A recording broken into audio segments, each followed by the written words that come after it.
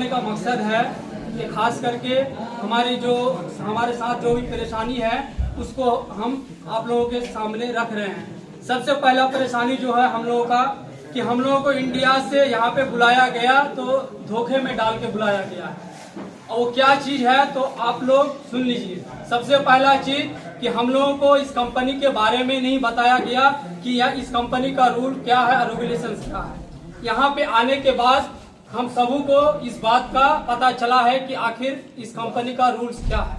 सबसे पहला चीज जो है कि हम लोगों का ड्यूटी टाइमिंग इशू, ड्यूटी हम लोगों को यहाँ पे 14 घंटा करवाया जा रहा है और हम लोगों को उस हिसाब से सैलरी नहीं मिल रहा है। दूसरी बात यह है कि हम लोगों के जो सैलरी है उसमें से 10,000 हर महीने काटा जा रहा है। ये बात तो थी ही, लेकिन 2-3 रोज पहले गवर्नमेंट की तरफ से कुछ लोग आते हैं, कुछ मिलिट्री और गवर्नमेंट के लोग आते हैं और हमें बताते हैं कि हम लोगों का इससे पहले 2.5 लाख रुपया एक एग्रीमेंट था, अकाउंट था, उस पर हम सभी को सिग्नेचर करवाया गया है और हमें पढ़ने तक का मौका नहीं दिया गया था।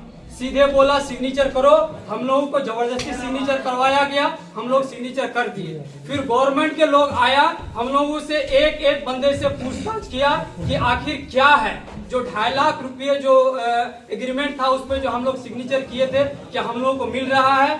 तो हम लोग सीधा बोल दिए कि नहीं मिल रहा है।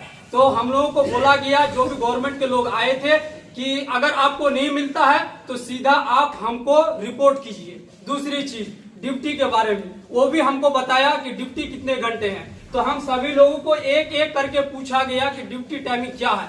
तो हम लोग बताए कि ड्यूटी टाइमिंग हम लोगों का है 14 घंटा। ये भी रशिया में इलीगल है, लीगल नहीं है, वो हमको बताया।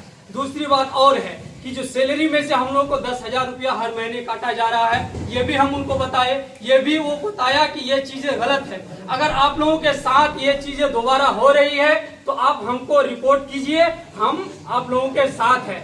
उसी दिन हम लोगों में से 20-25 आदमी ऐसे भी हैं जिनको एम्बेसी वाले यहाँ के जो गवर्नमेंट है वो अपने साथ लेके गई थी। ये सारी बातें उनको भी बोला गया, अपना नंबर भी दिया कि अगर कोई परेशानी होती है तो हमको रिपोर्ट कीजिए, हम लोग आपके साथ हैं। लेकिन बात अब आ रही है यहाँ पे, ये सब कुछ जानने के बाद जब हम सब लोगों ने आवाज उठाया, जब कंपनी से हम सवाल करना शुरू किए तो कंपनी की तरफ से हमको कई तरह की धमकियां आना शुरू हो गया। हमको डायरेक्ट बोला गया कि आपको फांसी पे चढ़ा दिया जाएगा। हम अपने हक की बात के लिए आवाज कर रहे हैं, ये सभी लोगों की सहमति की वजह से हम अपने हक की बात कर रहे हैं। तो हम लोगों को डायरेक्ट धमकी मिल रही है कि आपको फांसी पे चढ़ा